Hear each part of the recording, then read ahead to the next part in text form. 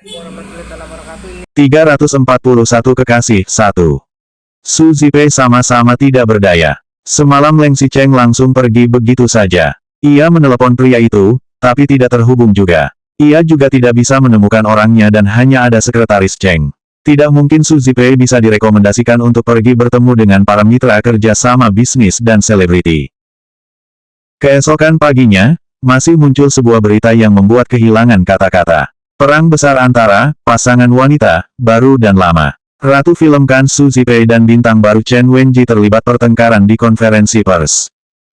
Wartawan mengambil foto bukti yang kuat. Entah dari sudut mana foto itu diambil secara diam-diam. Gu Qingqing yang merupakan tokoh utama dalam masalah ini malah sengaja diabaikan secara selektif.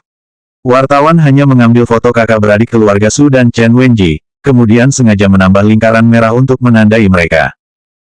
Begitu berita tersebar, perusahaan pialang Su Zipei langsung meledak.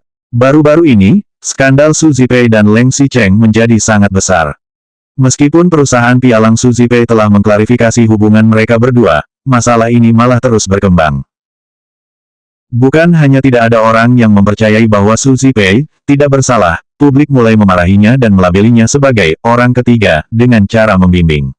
Kebetulan Chen Wenji adalah artis kontrak di bawah perusahaan Leng Xicheng. Masalah pasti akan menjadi parah jika Chen Wenji mengumumkan bahwa ia tidak menghubungi Leng Xicheng. Cukup dengan masalah itu. Dengar-dengar, orang yang menyerang grup Leng sedang bersiap melakukan pergerakan lagi. Tampaknya pihak ini ingin membuat reputasi Leng Xicheng dan Su Zipei menjadi semakin buruk agar bisa membuat harga saham grup Leng terguncang. Ketika Leng Xicheng bergegas datang dari Villa Xishan, waktu baru menunjukkan pukul 5 pagi hari. Begitu sampai ke sini, ia harus dirawat lagi dan sekarang sudah hampir pukul 7.30.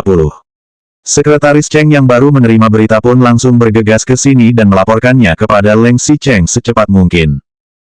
Gu Qingqing tidak peduli dengan percakapan mereka. Ia berbalik, memunggungi Leng Xicheng, dan menghadap teralis jendela. Gu Qingqing tidak peduli dengan apa yang akan terjadi. Bahkan jika Leng Xicheng pergi atau tinggal, bercerai atau melanjutkan, Gu Qingqing juga terlalu malas untuk peduli dengannya.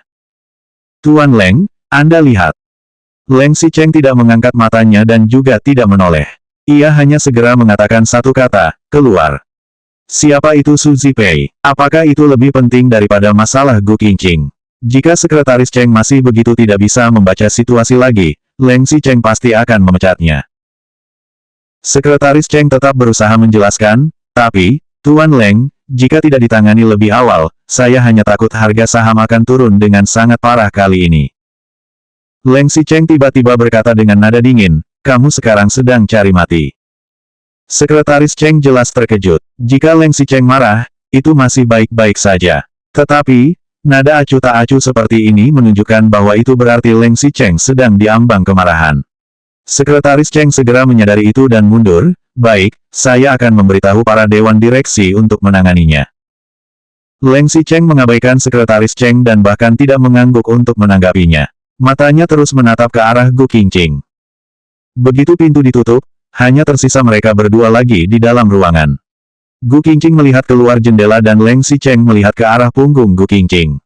Tidak ada yang berbicara. Tampaknya ada suasana yang tidak dapat dijelaskan dan perlahan menyebar di dalam ruangan.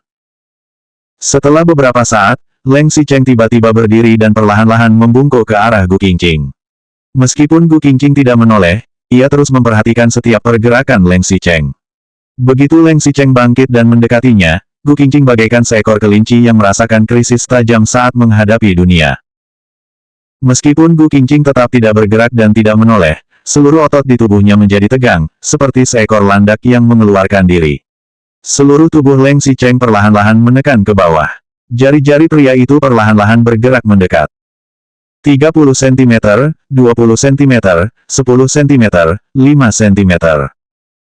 Leng Xicheng mendekat hingga Gu Qingqing bisa merasakan tekanan Leng Xicheng yang mengelilingi punggungnya. Apa yang ingin dia lakukan? Apakah dia ingin memukulku, atau membalik tubuhku dan bertanya padaku? Pikir Gu Qingqing. Ketika Gu Qingqing sedang gugup, Leng Xicheng malah meletakkan jari-jarinya dengan lembut di telinga Gu Qingqing dan merapikan rambutnya yang agak berantakan.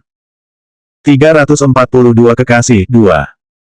Setelah jari-jari Leng Xicheng merapikan rambut di pelipis Gu Qingqing, ia juga tidak langsung pergi. Punggung jari-jarinya seperti ritme dan kehati-hatian seorang ibu yang menyenandungkan lagu anak-anak untuk membujuk anaknya tidur.